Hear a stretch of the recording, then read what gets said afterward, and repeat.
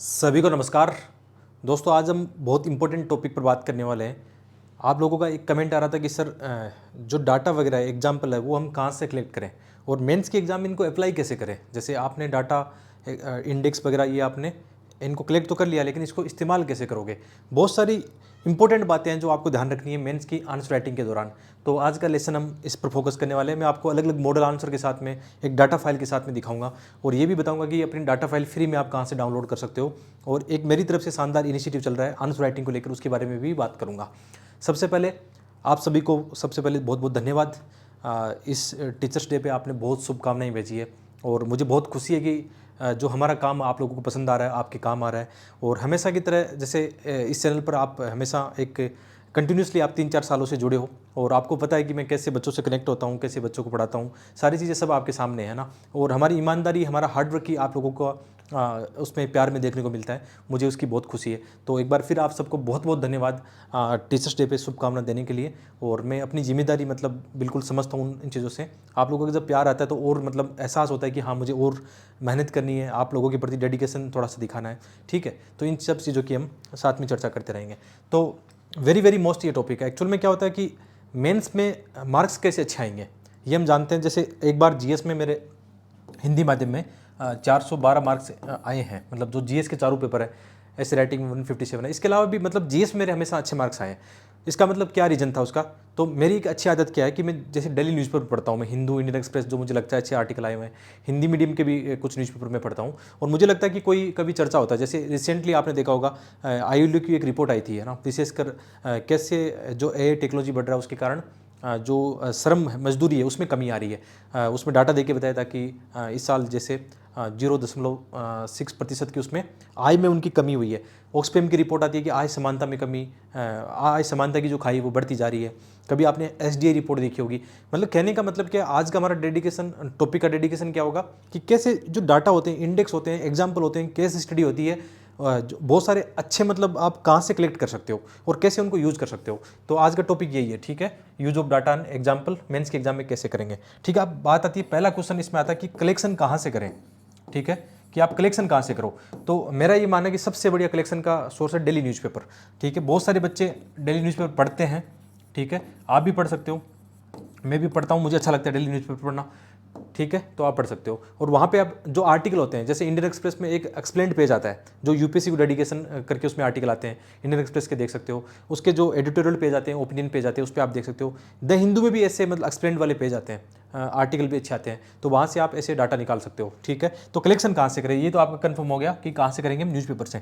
एक बात मुझे न्यूज़पेपर की बहुत अच्छी लगती है, जो प्रैक्टिकल लाइफ के एग्जाम्पल होते हैं वो न्यूज़पेपर में अच्छे आते हैं। जैसे कोई समाज में कोई महिला सशक्तिकरण के लिए अच्छा काम कर रहा है या कर रही है, कोई ऑर्गेनाइजेशन एनजीओ कोई अच्छा काम कर रहा है, कोई सेल्फ हेल्प ग्रुप काम कर रहा है, कोई स्टोरी हमारे पास होती है।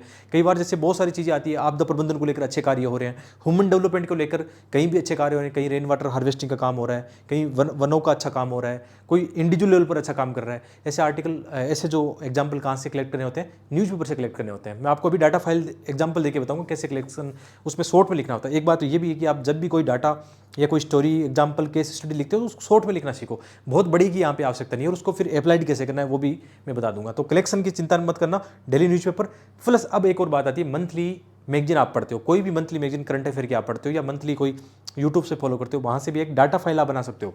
ठीक है, या तो आप डेली जो अपने न्यूज़पेपर के नोट्स बनाते हो, करंट अफेयर की मंथली मैगजीन के नोट्स बनाते हो एक रजिस्टर में, वो भी ठीक है, बट एक आप एक अलग से डाटा फाइल डाल सकते हो। उसमें फ़ायदा क्या होता है, उसको बार बार हम रिवाइज कर सकते हैं।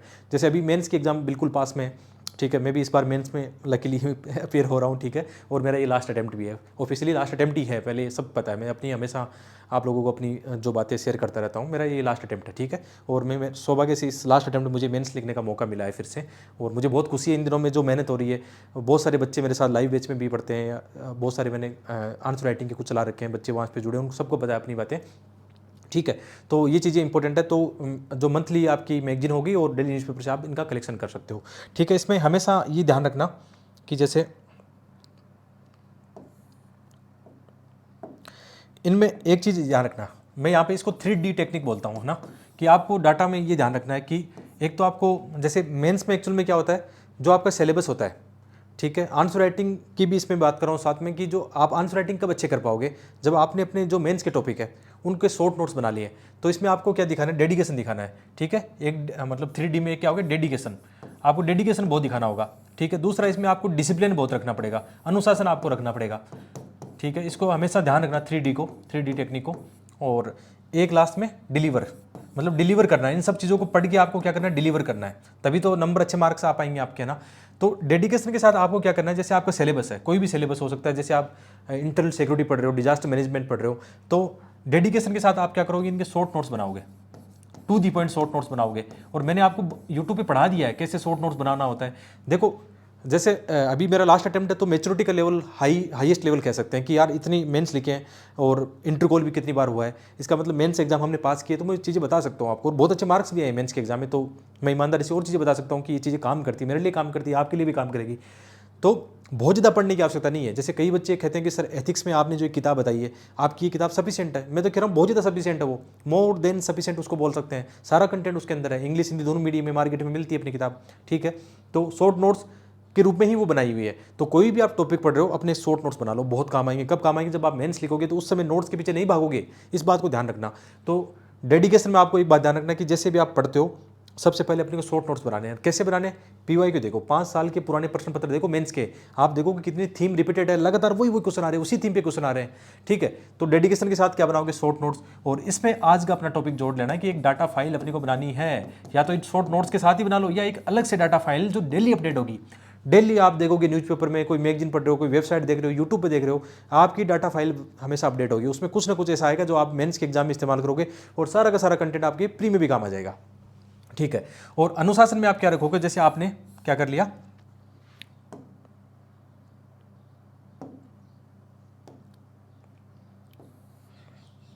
जैसे आपने क्या कर लिया, यहाँ पे शॉर्ट नोट्स बना लिए, डाटा फाइल भी आपकी तैयार है, मतलब मेंस का आप टॉपिक ठीक ठाक तैयार कर रहे हो। अब आपको क्या करना है, अनुशासन के अंदर सतत रूप से एक अभ्यास करना है। किस चीज़ का अभ्यास करना है, आंसर राइटिंग प्रैक्टिस करनी है। आंसर राइटिंग प्रैक्टिस कैसे करोगे, इसमें सबसे इंपॉर्टेंट जो मुझे लगता है PYQ, पिछले 5 से 7 सालों के PYQ की आप प्रैक्टिस करोगे। क्योंकि जैसे हम कोई भी टेस्ट सीरीज ज्वाइन करते हैं ना, चलो उसमें एक फ़ायदा मिलता है कि अनुशासन होता है, हम टेस्ट लिखते हैं, लेकिन टेस्ट सीरीज की जो कमजोरियाँ है ना, बहुत बेकार कमजोरियाँ होती है। जैसे एक तो टाइम पे मतलब कॉपी चेक होके आती नहीं। एक्चुअली मैंने जैसे अभी टेस्ट दिए हैं, अभी तक 15 दिन हो गए आज, है ना, जो मैंने टेस्ट दिए अभी तक कॉपी चेक होके नहीं आई है। कितनी शिकायत कर दी उनको, बड़ी कोचिंग है, नहीं देते हैं, कोई फ़ायदा नहीं। तो मुझे एज ए स्टूडेंट ये लगता है कि यार मेरा कितना टाइम खराब हो गया उनके चक्कर में, ना। तो एक तो ये चीज़ होती है, और दूसरा ये होता है कि वो यूपीसी से भटकते हैं, वो कुछ भी बना देते हैं, किस टाइप के क्वेश्चन बनाते हैं, उतना फायदा मिलता नहीं है। चलो टेस्ट सीरीज आपको करनी है, लेकिन कब करनी है, जब आप प्रीलिम्स क्वालिफाई कर लो। प्रीलिम्स क्वालिफाई कर लो तो उसमें प्रैक्टिस के लिए अपने टेस्ट सीरीज चाहिए, और उसमें सारी की सारी कोचिंग मेंटरशिप के नाम से फ्री में टेस्ट सीरीज देती है, 15-20 टेस्ट जो भी लिखना है आपको। और उससे पहले क्या कर सकते हो, जैसे अभी दिसंबर तक आपको जाना है, तो अभी 4-5 महीने अभी आप, है ना, PYQ की खूब प्रैक्टिस कर लो, ठीक है। खूब आंसर राइटिंग कर लो, आपका शॉर्ट नोट्स बन गया है, सिलेबस कवर हो गया, डाटा भी आप डेली पढ़ रहे हो, न्यूज़पेपर आप पढ़ रहे हो, तो टेस्ट लगाओ। इंतजार मत करो बेस्ट कंटेंट का। जो लोग इंतजार करते रह जाते हैं ना, वास्तव में आंसर राइटिंग का कभी आएगा नहीं। वो जितना थोड़ा बहुत भी नॉलेज है, लिखने की कोशिश करो, झिझक तोड़ो, अपनी अंदर का डर खत्म करो आंसर राइटिंग को लेकर। और आंसर राइटिंग में हमेशा बच्चों को बोलता हूँ, एक आर्ट है, कला है, जो एक दिन में नहीं सीखी जाएगी, कम से कम 6 महीने लगेंगे, 8 महीने लगेंगे, ठीक है। धीरे धीरे आप उसके अकॉर्डिंग अपने आप को ढालोगे, क्योंकि अंदर से कैसे निकलेगा, देखो आपके माइंड में बहुत सारे विचार हैं, आपने इतना पढ़ रखा है, ठीक है, बस उसको डिलीवर करना है कागज़ पे। वही आंसर राइटिंग है, पहले दिन खराब लिखोगे, या आधा लिख पाओगे, या पूरा लिख ही नहीं पाओगे, ठीक है, डर लगेगा। दूसरे दिन थोड़ा एक पैराग्राफ लिखोगे। जैसे अभी आंसर राइटिंग जो वीडियो अपने सेशन है, जो ऐप पे मैं पढ़ा रहा हूँ, वहाँ पे बहुत सारे बच्चे जुड़े अपने साथ, और उनका भी पहले दिन ये थी, लेकिन 2 महीने के बाद में सर बोल रहे हैं कि मज़ा आ गया, मतलब। और उनकी जेन्युइन फीडबैक आप चाहो तो ऐप पे अपने जाके देख लेना, ठीक है। तो इस बात का ध्यान रखना, डेडिकेशन, अनुशासन और डिलीवर इनको करना है। फिर डिलीवर इसके अंदर करना है, PYQ खूब प्रैक्टिस करानी है। सेम कंटेंट आपको मेंस के लिए अपना जो ऑप्शनल सब्जेक्ट है उसका इस्तेमाल करना है, उससे आपको देखना अलग ही परिणाम नजर आएगा, ठीक है। ये प्रैक्टिकल बातें हमने बात कर ली, अब इनको अप्लाई करते हैं थोड़ा सा, कि जो डाटा फाइल है वो कैसे तैयार करनी है, उस पर हम आते हैं थोड़ा सा। फॉर एग्जाम्पल, जैसे आप डेली ये कर सकते हो, और ये डाटा फाइल में आपको टेलीग्राम पर सेंड कर चुका हूँ। जिन लोगों को पता नहीं है, जिन बच्चों को पता नहीं है कि अपना टेलीग्राम क्या है, तो आप टेलीग्राम में सर्च कर लेना, study eyes with Dharmendra Jakhar, या वीडियो का डिस्क्रिप्शन चेक करना, कमेंट चेक करना, उसमें टेलीग्राम का मैं लिंक डाल दूंगा। वहाँ मैं अक्सर ऐसे जो मुझे लगता है बहुत अच्छा है, मैं बच्चों को अपनी चीज़ें शेयर करता रहता हूँ, अपने आंसर राइटिंग भी शेयर करता रहता हूँ, ठीक है। अपना एकदम खुला है, आप खुल के मतलब जितना ले सकते हो, जितना पढ़ सकते हो, आपकी मर्जी है, अपन एकदम आपके साथ खड़े हैं, ठीक है। तो कैसे करते हैं, जैसे मैंने क्या किया, अभी जैसे मैं मेंस लिख रहा हूँ तो मैंने एक छोटा सा एक डाटा फाइल बनाई अपनी अलग से, उसमें एक साथ मैंने सारे लिख लिए। जैसे मैं एक चीज़ और करता हूँ कि देखो आंसर राइटिंग है ना बदलती रहती है। अभी का वर्तमान का ट्रेंड क्या है, जैसे इस साल के जो टॉपर है 2023 में कौन कौन इंग्लिश मीडियम के टॉपर है, हिंदी मीडियम के टॉपर है, ये आप अभी एग्जाम्पल देखोगे तो मैंने ना न्यूज़पेपर के अलावा जो टॉपर्स की कॉपीज है उनको देख के भी क्या कर लिया, स्मार्ट तरीका अपना लिया कि उन्होंने जो अच्छे अच्छे एग्जाम्पल इस्तेमाल किए हैं वो अपन भी इस्तेमाल करेंगे। तो यहाँ पे आप देखोगे जैसे एथिक्स के मैंने यहाँ पे लिख रखे हैं, और ये अभी देखो 15 जुलाई 2024 के बाद की ये डाटा फाइल है जो मैं अभी अभी आने वाली मेंस के एग्जाम में इस्तेमाल करूँगा, क्योंकि बहुत इनको बार बार रिविजन कर सकते हैं। डाटा फाइल होती है 20-30 पेज में, उसको आप मल्टीपल टाइम्स रिविजन करते हो और फिर है ना एग्जाम में आराम से डिलीवर कर पाओगे। हर जगह आपके माइंड में रहेगी कि यहाँ पे क्या चिपकाना है, वहाँ पे क्या चिपकाना है, हर जगह पता रहेगा आपको ना। तो जैसे यहाँ पे आप लिखोगे अलग अलग, जैसे कोई व्यक्तिगत कोई अच्छी मतलब चीज़ें हो रही है समाज में वो लिख सकते हो। जैसे कोई महाराष्ट्र कैडर का हाल ही में मामला, ये गलत तरीके से मतलब आप इथिक्स में से एग्जाम्पल लिख सकते हो कि गलत तरीक़ों से कैसे एग्जाम पास कर लेते हैं। उनका नाम नहीं लिखना चाहो तो ऐसे भी लिख सकते हो कि अभी चर्चा में रहा वो आचार संहिता और नैतिक संहिता का उल्लंघन का मामला था। ऐसे ही गवर्नेंस के अंदर ये छोटी छोटी चीज़ें इस्तेमाल कर सकते हो, ऐसे डायग्राम इस्तेमाल कर सकते हो। ये टॉपर्स की कॉपीज में आपने खूब देखा होगा, मैंने भी वहाँ से चुरा लिया और अभी आंसर राइटिंग में अपनी भी अप्लाई करेंगे। ऐसा ही करना है। तो डाटा फाइल तैयार करते समय आप कई तरीके से कर सकते हो, न्यूज़पेपर से कर सकते हो, टॉपर्स की कॉपीज भी बार बार देखते रहो, वहाँ से डबल फायदा होगा, वहाँ से कंटेंट भी मिलेगा। और टॉपर्स कैसा लिखते हैं, आंसर कैसा लिखते हैं, बेस्ट आंसर कैसे लिखते हैं। और मैंने जैसे आप कई बार पूछते हो कि सर आपने 3 बार इंटरव्यू दिए, आपका मेंस बार बार क्वालिफाई होता है, तो ऐसा क्या बड़ा रीज़न है। तो मेरा सबसे बड़ा रीज़न होता है मैं टॉपर्स की कॉपीज़ को बहुत ज़्यादा देखता हूँ। मैं किसी भी कोचिंग की टेस्ट सीरीज के बजाय मैं टॉपर्स की कॉपीज़ देख के अपना आंसर राइटिंग करना पसंद करूँगा और उससे फ़ायदे भी मिलते हैं। और जैसे मैं अपना जो आंसर राइटिंग बैच चल रहा है उसमें मैंने सेम अप्लाई किया कि यार कॉपी चेकिंग साइड में रखो एक बार। बहुत ही मामूली फीस पर मैंने बच्चों को क्या किया है, मैंने एक शेड्यूल दिया है कि पहले तो पढ़ के आना है, बिना पढ़े कोई फायदा नहीं है। और उनको नोट्स दिए हैं, शॉर्ट नोट्स दिए हैं, मतलब शॉर्ट नोट्स दिए हैं, टाइम टेबल दिया है, पहले पढ़ के आओ, बाद में वीडियो में आके मेरे सामने क्वेश्चन लिखो। क्योंकि सामने जब हम लाइव क्वेश्चन लिखते हैं, ठीक है, जैसे वीडियो आपके सामने है, अभी लाइव बैच में एडमिशन नहीं हो रहे, जो रिकॉर्डेड मैंने फॉर्म में बच्चों के लिए बहुत ही छोटी सी फीस में अभी लॉन्च कर दिया है कि आप जो हमारे लाइव सेशन के जो रिकॉर्ड आंसर राइटिंग बैच हो चुके हैं उनको भी मैंने अप्लाई किया है। आप अपने उस पर जा सकते हो, थोड़ा सा मैं बता देता हूँ उसके बारे में, कई बच्चों को पता नहीं है। और 2025 में जो एग्जाम दे रहा है, मेंस की एग्जाम दे रहा है, उसको तो मस्ट है। यदि आप कहीं आंसर राइटिंग नहीं कर रहे हो अभी, है ना, और आप हिंदी माध्यम से हो तो आपको मतलब चूकना ही नहीं है, ये तो आपके लिए मस्ट है, मतलब बिल्कुल करना चाहिए। मैं बहुत कम चीज़ें बोलता हूँ, इतना बोलता नहीं उस चीज़ों के बारे में, लेकिन ये कोर्स ऐसा है जो आपको मस्ट इसमें करना चाहिए। जैसे आप अपने ऐप पे जाना और प्ले स्टोर में स्टडी विद डीजे आप देखना, यहाँ पे लोगो भी देख सकते हो, स्टडी विद डीजे ये अपना ऐप है। और वैसे भी ऐप पे जाना, मैं यहाँ पे कई चीज़ें मैंने फ्री में भी शेयर कर रखी है, ठीक है, वो देख लेना आप। अच्छे नोट्स मॉडल आंसर में फ्री में शेयर करता रहता हूँ। तो ऐप तो वैसे भी आपको ज्वाइन करना है, अच्छा रिव्यू भी लिखना है। देखो 3 साल से हम जुड़े हैं आपस में। और यदि आपके पास एंड्रॉयड ऐप नहीं है तो वेबसाइट ये जा सकते हो www.studywithdj.com। आपको लैपटॉप में खोलना हो तो इस वेबसाइट से जाके भी आप है ना अपना देख सकते हो क्या चल रहा है वहाँ पे।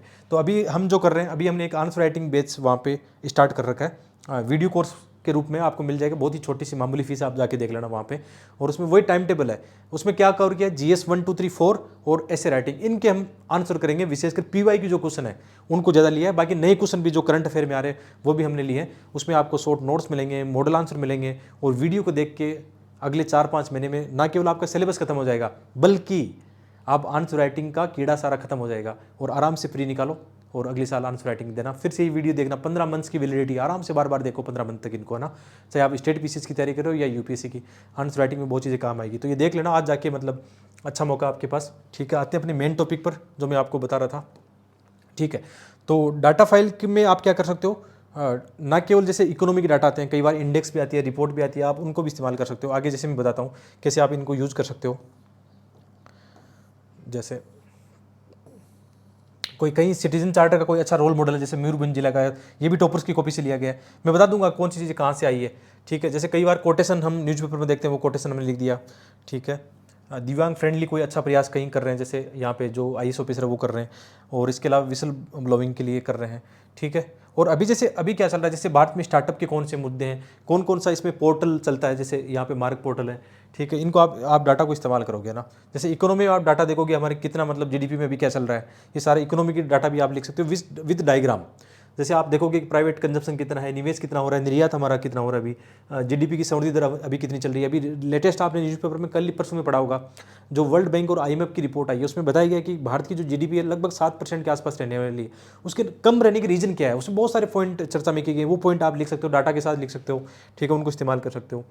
ठीक है। इसके अलावा गवर्नमेंट स्कीम कौन कौन सी चल रही है जो आपको मेंस की आंसर राइटिंग में इस्तेमाल करनी है, ठीक है, उनको आप बता सकते हो। और अभी देश में मतलब बैंकिंग सेक्टर में क्या चल रहा है, समावेशी विकास के लिए कौन सा डिजिटल डाटा ढांचा जैसे कैसे काम करेगा, ये सारे डाटा आपके काम आने वाले हैं। आधार कार्ड के कितने डाटा हैं, जो जितने डाटा लिखे हुए हैं ना इसमें सारे काम आने वाले हैं। मुद्रास्फीति को नियंत्रण करने के लिए अभी क्या क्या हो रहा है, मतलब समावेशी विकास के लिए एक्चुअल में क्या क्या हो रहा है, सेवा सेक्टर में क्या हो रहा है। तो ये सारे डाटा मतलब एक डाटा फाइल इसमें है जिसमें सभी सब्जेक्ट के डाटा एक साथ में है। जैसे आप इसमें देखोगे एनर्जी की डाटा, अभी जैसे कई बार क्वेश्चन आता है ना कि जैसे क्या हम 2030 तक या 2007 तक नेट जीरो कार्बन के लक्ष्य हासिल कर सकते हैं। यदि आपके पास डाटा है ना, जैसे अभी 48% किसका कोयले से हम एनर्जी ले रहे हैं, गैस से ले रहे हैं, यानी आज भी हम 50 से 60% जो ऊपरी मान के चलो विद्युत ऊर्जा में आज भी हम क्या कर रहे हैं, जीवाश्म ईंधन का यूज कर रहे हैं। तो अभी थोड़ा हमारे सामने मुश्किल है, हम क्या कर सकते हैं, हम बढ़ा सकते हैं। जैसे अभी हम सौर ऊर्जा 19% के आसपास है, इसमें विंड में 10% के आसपास है। तो आप अपने डाटा देखिए तो लिखोगे ना, ऐसे कैसे बात करोगे। तो डाटा मस्ट है आपके लिए, विदाउट डाटा आपको अच्छे मार्क्स मेंस में नहीं मिलने वाले हैं, इस बात को ध्यान रखो। और ऐसा क्वेश्चन मेंस में आता तो ये पाई चार्ट बना के आ जाओ वहाँ पे विथ डाटा, एकदम बहुत बढ़िया लगेगा आपको। इसकी प्रैक्टिस कर लो बार बार, कैसे मतलब अभी जो पीएम सूर्य घर योजना है, इससे कितने रोजगार हो सकते हैं, कैसे रिन्यूएबल एनर्जी में आगे बढ़ सकते हैं, कितना कार्बन उत्सर्जन हम कम कर सकते हैं, ठीक है, क्लीन एनर्जी की बात कर रहे हैं हम। तो ये डाटा आप देख के बताओ। साथ में ऐसे डायग्राम भी आते रहते हैं, जैसे इकोनॉमिक सर्वे, बजट उनकी समरी आती रहती है, तो ऐसे डायग्राम ऊर्जा दक्षता सुधार के लिए हम जैसे लाइफ मिशन अपना चल रहा है अभी, ये सारे एग्जाम्पल, सारी केस स्टडी, सारे के सारे क्या कर सकते हो आप, इनको आप यूज कर सकते हो मेंस के एग्जाम में विद डायग्राम। तो देखो मैंने कितना शॉर्ट बना रखा है, इसमें एक चीज और नोटिस करो, मैंने कोई पैराग्राफ नहीं लिख रखे हैं, मैंने हिंट के तौर पर केवल शॉर्ट में बना रखा है इनको, ठीक है, आप इनको इस्तेमाल कर सकते हो। जैसे अभी ये पीएलआई स्कीम बहुत ज़्यादा फेमस है, आपने डीएलआई और पीएलआई स्कीम देखा होगा। पीएलआई स्कीम की वजह से ना केवल हमारा प्रोडक्शन बढ़ा है, ना केवल हमारे विनिर्माण सेक्टर का काफ़ी आगे बढ़ रहा है, बल्कि निर्यात में भी काफ़ी ज़्यादा इसको बढ़ावा मिल रहा है। तो पीएलआई स्कीम कहीं भी आप इकोनॉमी लिखोगे, विनिर्माण सेक्टर में लिखोगे, देश की जीडीपी की बात करोगे तो पीएलआई स्कीम लिखोगे। आप कोई भी इंडस्ट्री की बात करोगे, पीएलआई स्कीम उसमें आप आराम से अप्लाई कर सकते हो, ठीक है। और ये सारा कहीं से नहीं, ये सारा न्यूज़पेपर वगैरह जो हम डेली पढ़ते रहते हैं। जैसे अभी आपने देखा होगा औद्योगिक गलियारा और औद्योगिक सिटी की बात चल रही है, अभी रिसेंटली 12 सिटी औद्योगिक सिटी की बात की गई है। जैसे न्यूज़पेपर में आता है इंडिया का मैप बनाओ, 12 सिटी कौन कौन सी है, उधर पंजाब में कौन सा, राजपुरा मतलब वो वाला एरिया हो गया, उत्तराखंड में भी एक खुर कौन सा एरिया है वहाँ पे हो गया, महाराष्ट्र में दिग्गी हो गया, राजस्थान के अंदर जोधपुर पाली हो गया, है ना। तो ये कैसे इस्तेमाल करोगे कॉरिडोर के साथ में, और कैसे फ्रेट कॉरिडोर के साथ इनको इस्तेमाल करने वाला हो। यानी जैसे पीएम गति शक्ति योजना कितनी चर्चा में रही है कि हमारे देश के इंफ्रास्ट्रक्चर को कितना बदल सकती है, तो उसी प्रकार जो औद्योगिक गलियारा है, औद्योगिक जो सिटी है, उनकी कॉन्सेप्ट कैसे हमारे विनिर्माण सेक्टर को आगे करेगी। आपने आजकल देखा होगा एक चाइना प्लस रणनीति की काफ़ी बात हो रही है, न्यूज़पेपर में आता है चाइना 1+ चाइना या चाइना 1+, ऐसे रणनीति की बात चलती है। यानी चाइना प्लस रणनीति का मतलब है जो विनिर्माण का एक समय हब चाइना हुआ करता था, जो विदेशी कंपनियां चाइना में निवेश करती थी, इंफ्रास्ट्रक्चर या जो विनिर्माण की अपनी हब बनाती थी, वही अब कहाँ हो रहा है, चाइना के अलावा जो अन्य देश है। तो भारत के पास एक सुनहरा मौका है। तो कैसे मौका आएगा, इन सब चीज़ों को करेंगे, वर्ल्ड क्लास इंफ्रास्ट्रक्चर हम तैयार करेंगे, है ना, और अच्छी पॉलिसी बनाएंगे, ईज ऑफ डूइंग बिजनेस अच्छी करेंगे, और हमारे जो विनिर्माण सेक्टर उसको हम कैसे सहायता दे सकते हैं, जो स्टार्टअप हो रहे हैं उनको कैसे हेल्प कर सकते हैं, तभी तो हम विनिर्माण की हब बन पाएंगे। और जो विदेशी कंपनियां भारत में आएगी, निवेश करेगी, और देश का कितना विकास होगा, ठीक है, कितना प्रोडक्शन होगा, कितना निर्यात होगा। तो ये सारी चीज़ें आप न्यूज़पेपर से अपने नोट्स में चिपका सकते हो। तो ये सारे डाटा है, मतलब इसमें सारे डाटा है, ना केवल सोसाइटी बल्कि इकोनॉमी, ज्योग्राफी, साइंस, सारे डाटा आप इनमें देख सकते हो। और इन डाटा को देख के अपने डाटा जरूर बनाना। चलो ये तो मैंने आपको एज एग्जांपल बताया कि अभी जैसे मैं मेंस लिख रहा हूँ, तो विदाउट डाटा के मैं मेंस में अच्छे मार्क्स कैसे लाऊंगा, ठीक है, अच्छी अच्छी चीज़ें इस्तेमाल मुझे करनी है, आप समझ गए। जैसे एज एग्जाम्पल में कोई आपको मॉडल आंसर देता हूँ, ठीक है, जो हमारे आंसर राइटिंग बैच में चल रहे हैं, आप उनको देख सकते हो। तो मॉडल आंसर से आपको एक आइडिया लग जाएगा कि कैसे, जैसे कोई मैं लेता हूँ डाटा यहाँ पे, जैसे कोई क्वेश्चन है ह्यूमन विकास का है, ह्यूमन डेवलपमेंट का भारत में कोई क्वेश्चन आ रखा है, ठीक है। तो जैसे आपके पास डाटा होंगे तो आपको पता है, जैसे यूएनडीपी एसडीआई जो इंडेक्स आता है, ह्यूमन डेवलपमेंट इंडेक्स आता है, तो उसमें भारत की कितनी रैंक चल रही है 2023 के अनुसार, लगभग 134 रैंक भारत की चल रही है, 134-35 उसके आसपास आप डाटा याद रखना अपने कितना चल रहा है। और इनको इस्तेमाल करके कैसे आप मेंस के अंदर फ्लो चार्ट और डायग्राम के साथ इनको इस्तेमाल करोगे, और बहुत सारे डाटा आप यूज कर सकते हो। कि जैसे अभी नीति आयोग ने जो हमारा जो एसडीजी इंडिया इंडेक्स है वो जारी किया, उसमें जैसे कौन से राज्य टॉप पे हैं, कौन से राज्य लो है, रीजन क्या है, क्या कारण है कि कुछ राज्य ह्यूमन डेवलप इंडेक्स में आगे हैं, कुछ राज्य लो, उसकी रीजन क्या है, वहाँ पे शिक्षा का स्तर क्या है, स्वास्थ्य का स्तर क्या है, कितना डाटा है, कितना हमारे जीडीपी में हम शिक्षा पे खर्च करते हैं, कितना स्वास्थ्य पे खर्च करते हैं, है ना। ये डाटा सारे होने चाहिए। कितनी हमारा अभी एमएमआर चल रहा है, कितनी जो मतलब शिशु मृत्यु दर वगैरह चलती है ना जीडीपी, इसमें स्वास्थ्य के डाटा आते हैं, एनएफएस जो सर्वे आता है, 5 सर्वे आया था। तो ये सारे डाटा आपको मेंस की आंसर राइटिंग में इस्तेमाल करने हैं, ठीक है। और ये जो आप देख रहे हो ना, जो हमारा जो बैच चलता है आंसर राइटिंग बैच में, मैं बच्चों को टारगेट देता हूँ कि पहले ये पढ़ के आओ, फिर मैं लाइव आपको वो क्वेश्चन करने पड़ेंगे, और क्वेश्चन करने के बाद में मैं डिस्कशन करूँगा कि इसमें ये आना चाहिए था, बच्चा अपना खुद चेक कर लेगा, फिर मैं मॉडल आंसर देता हूँ उनको, वो मॉडल आंसर से और चेक कर लेगा।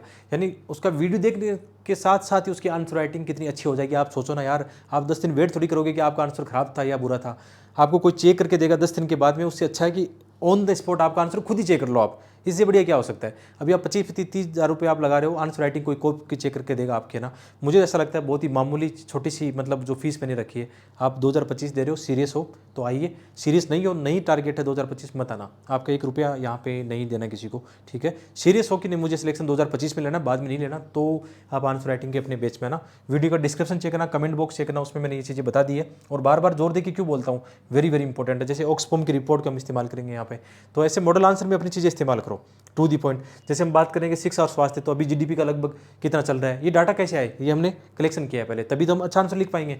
तो डाटा बहुत जरूरी है। कहीं कहीं आप जैसे आप देखोगे सारे डाटा आप यूज़ कर सकते हो इनको, ठीक है। कोई भी क्वेश्चन आप देखोगे कहीं भी, जैसे शहरीकरण का है, तो शहरीकरण के आपके पास इतना होना चाहिए कि भारत की कितनी प्रतिशत जनसंख्या अभी शहरों में है, शहरों का जीडीपी में कितना प्रतिशत योगदान है। जैसे शहरों का 60% से ज़्यादा योगदान है। अभी देश की आबादी की लगभग 36% के आसपास जनसंख्या शहरों में रह रही है। शहरों की लगभग आप कह सकते हो 40+ आबादी झुग्गी बस्ती में रहती है, विशेषकर जो बड़े शहर हैं। शहरी बाढ़ के कारण कई बार होता है शहरों का इतना, जैसे आपने एक सर्वे देखा होगा, उसमें बताया गया कि शहरी जो बाढ़ आती है हर साल, उसमें जैसे बेंगलोर को 200 करोड़ का नुकसान होता है, मुंबई का लगभग 10 साल का डाटा था कि लगभग 14,000 करोड़ का ये नुकसान हुआ। ये क्या डाटा है, डाटा एग्जाम्पल है, केस स्टडी है, इनको आपको क्या करना है, यूज़ करना है अपने आंसर में।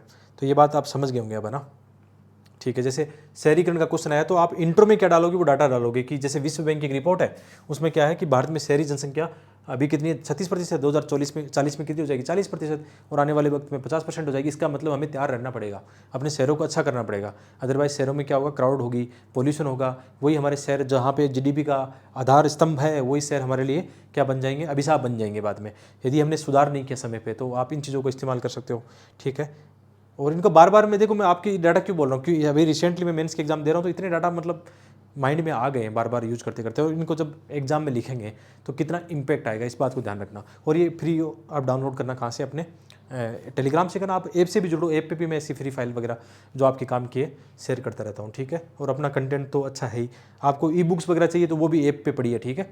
ऐसे एथिक्स वगैरह या जो हैंड रिटन नोट्स चाहिए, शॉर्ट नोट्स, आप कोई कोर्स नहीं लेते तो ई बुक पढ़िए, वहाँ पे वो देख सकते हो जाके, है ना। ऐप जरूर ज्वाइन करना, ऐप पे बहुत कुछ आपके लिए होगा, ठीक है। तो ऐसे ही जो अच्छे वीडियो हैं लाते रहेंगे, very very most important video, क्योंकि यूट्यूब पे देखना ऐसे बहुत कम चीज़ें आपको मिलेगी जो जेन्युइन है और जिनको आपको करना चाहिए, वो भी कोई बिना किसी को 1 रुपये दिए, ठीक है।